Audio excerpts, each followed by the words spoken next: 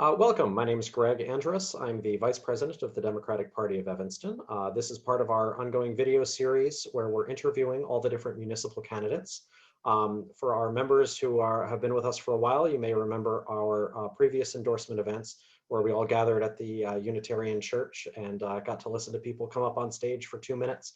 Obviously, we can't do that this year, so we're recording these videos, half an hour, 45 minutes with each candidate.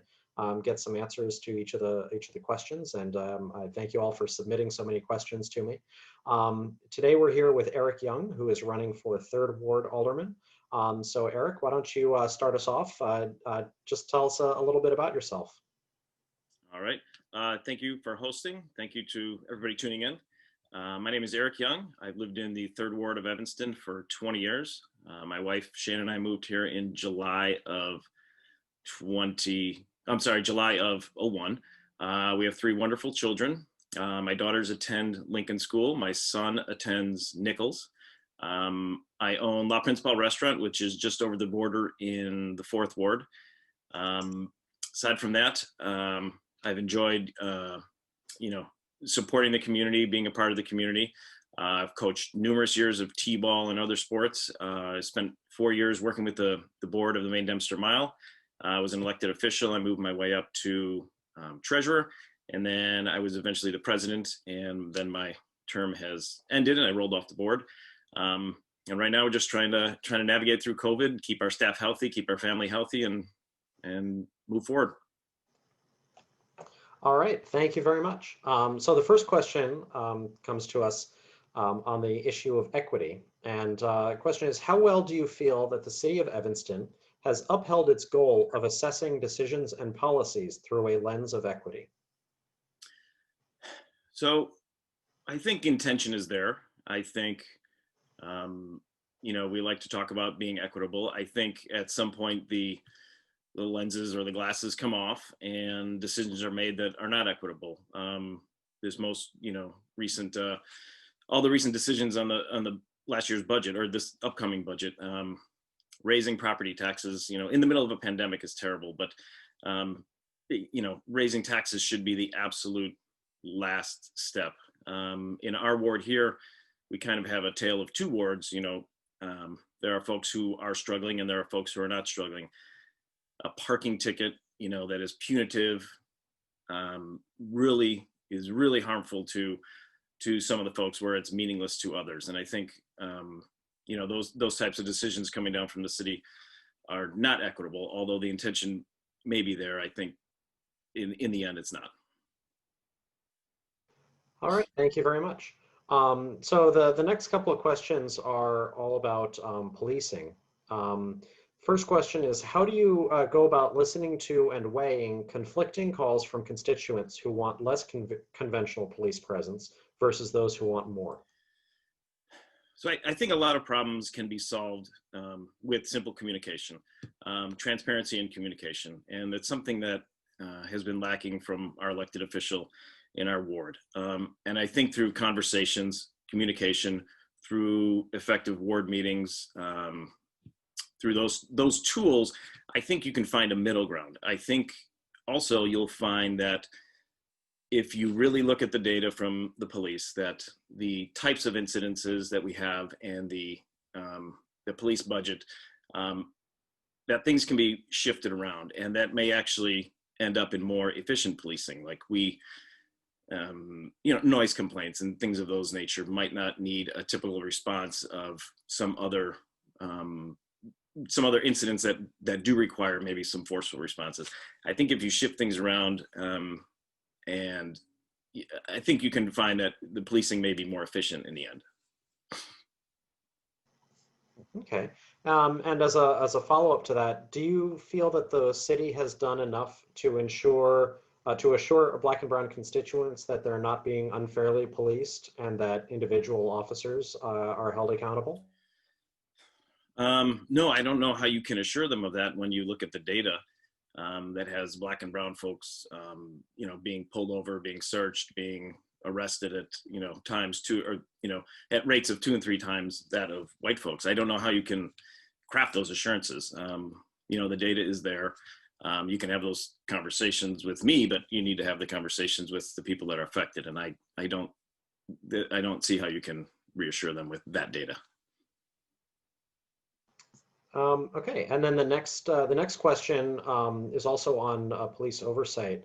So FOIAs, especially those made of the Evanston Police Department, have become something of a contentious issue lately in City Council. What do you believe the city can do to promote transparency and accountability on that issue?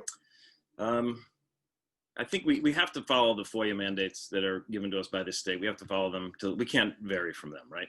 I think that, in my business and in my home, and what I'd like to bring to this ward, as I stated earlier, is transparency and communication. And I think you need to put as much data out there as possible, as much, as many talking points as much as you can. It needs to be accessible to the citizens. I think that will then reduce the burden on FOIA. There's specific, requests that FOIA have to handle. Specific dates and times and addresses and whatnot. Those have to be handled through FOIA. But there is a lot of information that should be made accessible, should be made public for the public to access and disseminate on their own. And once that happens, I think it will ease up the FOIA process and thereby make it easier or more efficient. Sorry. So there have been some critics of the current system, which investigates police misconduct, which is done by the board appointed by a mayor. Do you believe that Evanston should have an independent oversight board or an elected oversight board? Definitely needs to be independent. Elected would be great. You want to be careful of taking politics out of it. Also, you have to talk about funding the election, but it definitely needs to be independent. You don't want, you don't want to be playing favorites. You don't want to be, you want to get away from the problems that we're having now, basically. So I don't know how that will look, but independence is definitely needed. Perhaps the election process can come out of the police budget, or a portion of it can come out of there. But independence is absolutely key. So the board members who are appointed by the mayor are approved by city council. Are there any, what qualifications would you look for in approving or voting down members appointed to that board? I think you need to have a vast selection. You need to have somebody, someone with a law background would be great. But also the majority of our citizens do not have legal backgrounds, for the people, by the people, so to speak.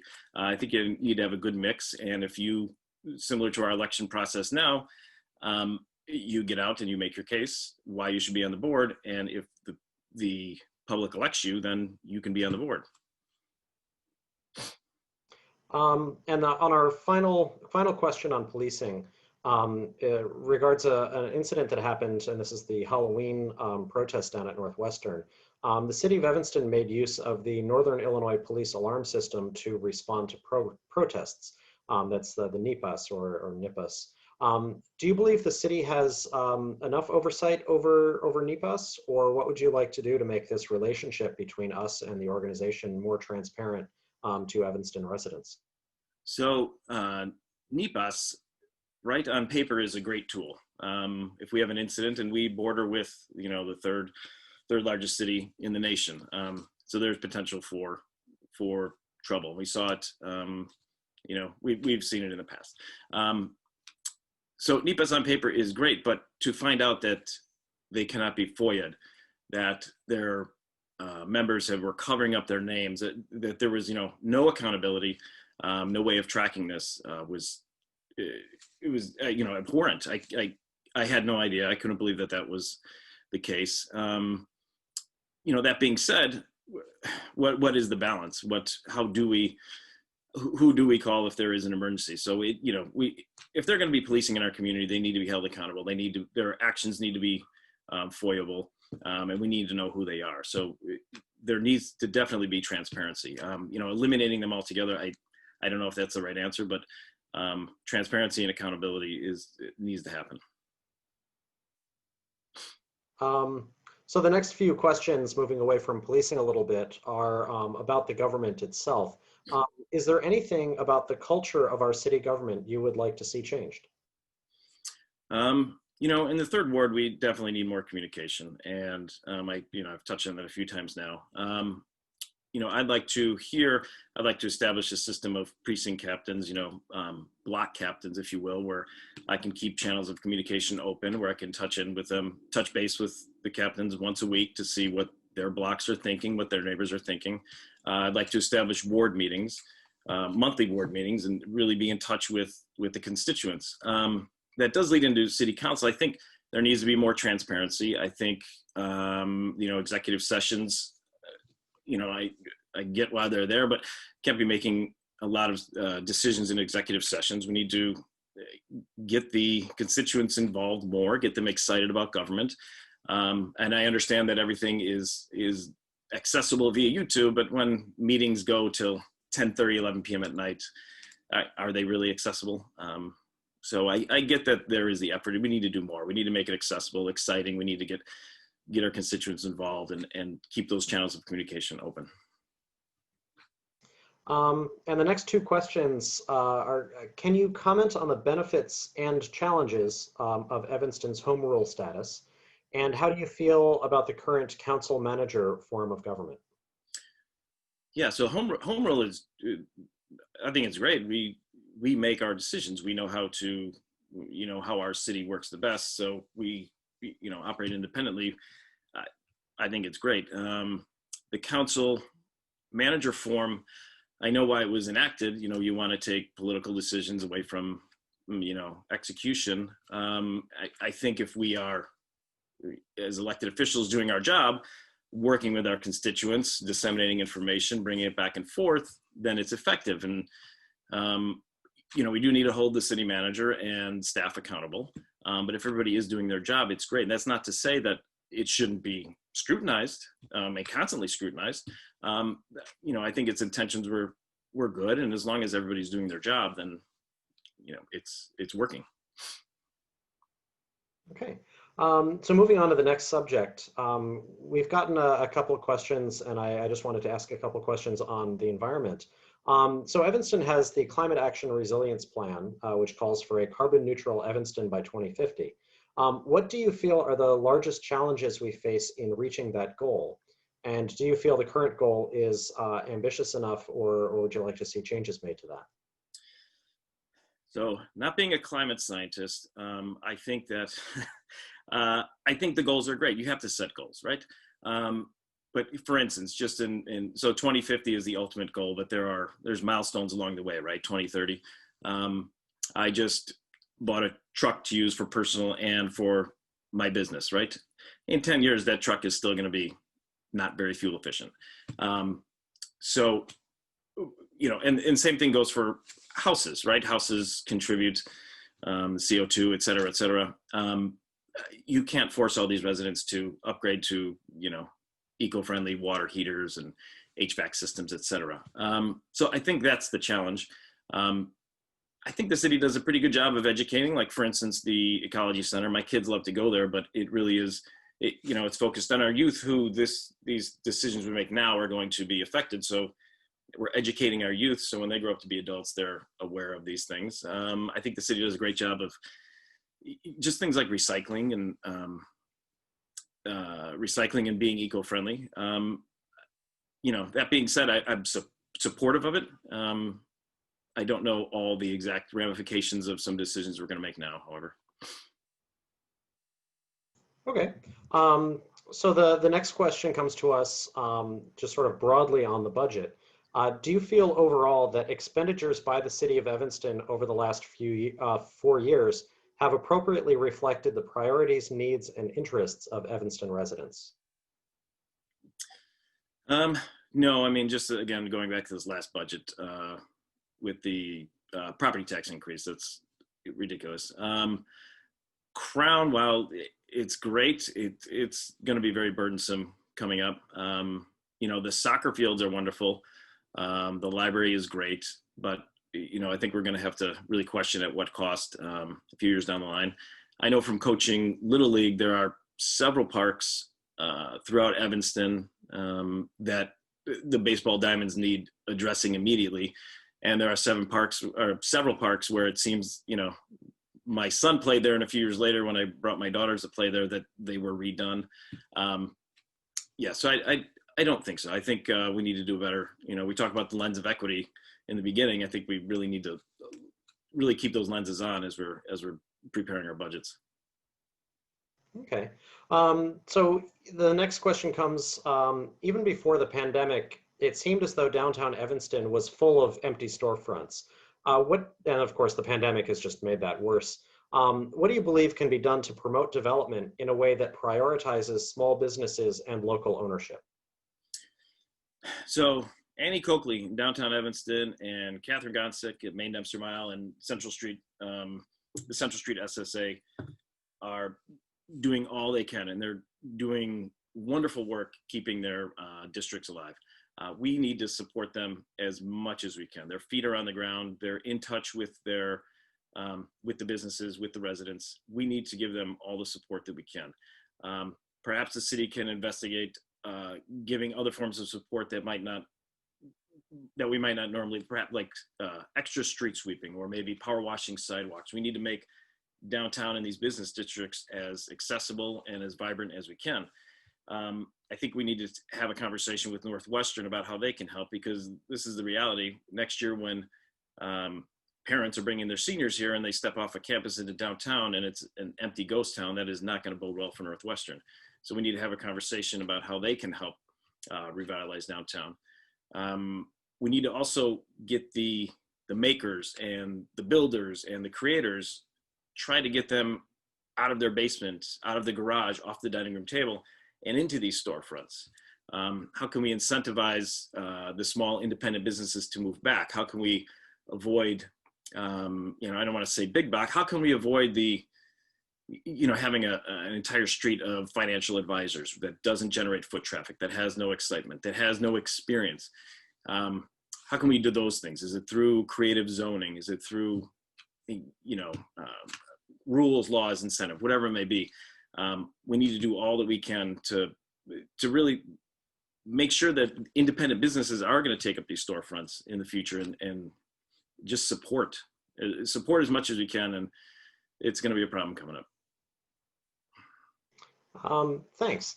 And the next question, moving from commercial development, is on residential development. Despite the number of new residential units constructed in Evanston over the last few years, especially in high-rise developments approved by City Council, housing costs in Evanston continue to rise. Do you feel that the inclusionary housing ordinance is doing enough to combat this? And what other solutions would you like to see implemented? Well, I know there's a backlog, so the supply is not meeting the demand. So, right off the bat, I'd have to think that it's the intention is there and it's a wonderful program, but the supply is not meeting the demand. So it's not being as effective as it needs to be. I do think what were they called? ADUs, accessory dwelling units, is a step in the right direction. My wife and we're currently, what's going to happen when our parents are this age? We're not going to move to Wheeling. I'm not going to move back to the city. So what's going to happen with them? We need to bring them to proximity. So can we address it through zoning? Can we address it through the rate of development is relatively slow, and if we rest on the backs of developers all the time, that we're never going to be able to catch up with demand. So what do we do? What can we subsidize? Can we just subsidize some apartments, some of these vintage apartments that are here in the Third Ward that may be vacant? Can we help subsidize them? I think there's a lot of options that need to be had that can't always look towards the developers. Okay. So the next question I have, you're running for Third Ward. What do you feel is a challenge that is unique to the Third Ward that isn't present anywhere else in the city? So we have the beaches, which are wonderful, but they're, currently eroding. We have a very diverse population, which is wonderful, but it can create different needs. And we have this wonderful shopping, dining, nightlife district in the Main Dempster Mile that is struggling. so all those things, when we're out of the pandemic, we have space, which is one of the greatest small stages in the Midwest. We have a wonderful nightlife scene. We have walkability. We have it all. The beaches are great, except that Lee Street Beach is all but gone.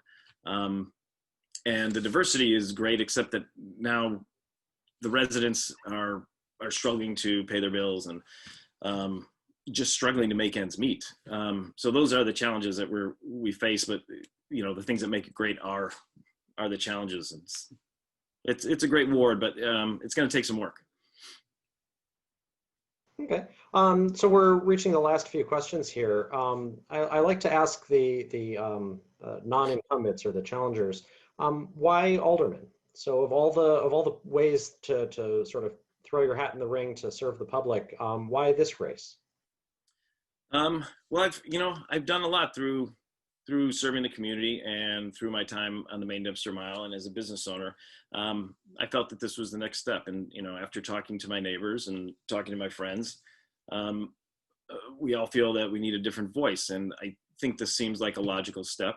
I am service oriented just by, the nature of my work. It is in service and it is interacting with the public. And this will be a challenge for me. I don't have all the answers. I don't know everything, and I'm sure I'm going to be in for a shock.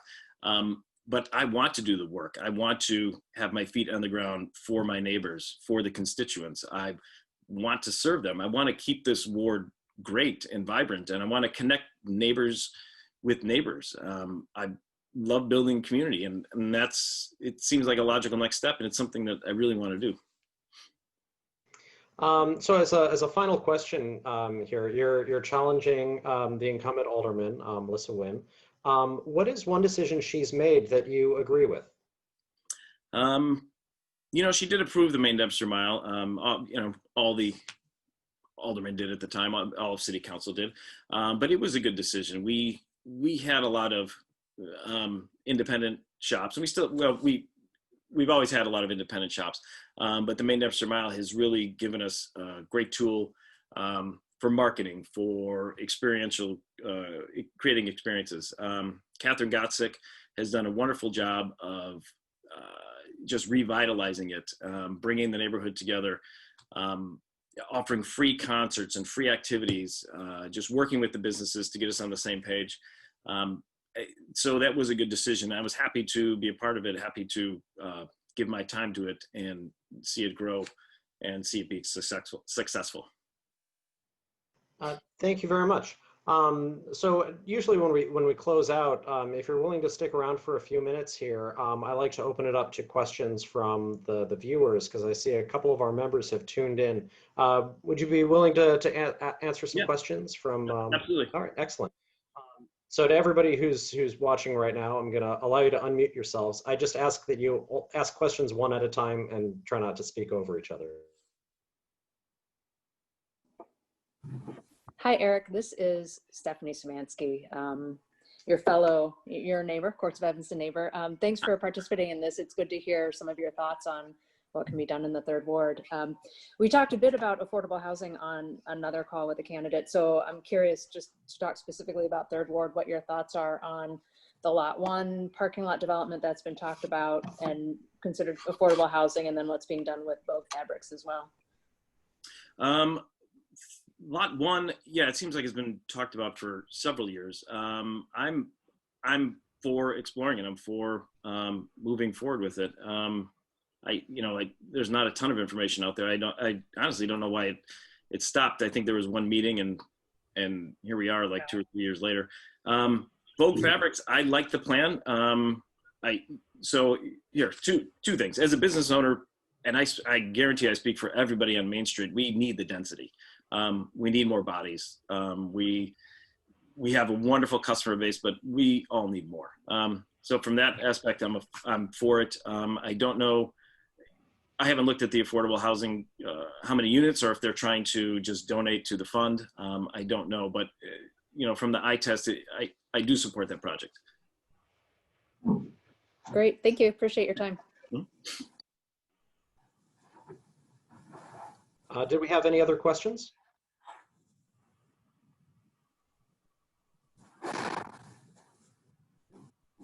Okay, looks like not. Well, thank you so much, Eric, for joining us. And I just want to put out a reminder that our endorsement vote is going to begin on January 17th. If you're a member, you get your ballot sent to you on that date. They're due back on January 23rd. If you're not a member yet, you can sign up on our website either as a dues paying member, or you can become a member by volunteering at a couple of our events. And you can reach out to us if you're looking for volunteer opportunities to make that happen. So thank you so much, Eric, for joining us, and Thank have you. a great day.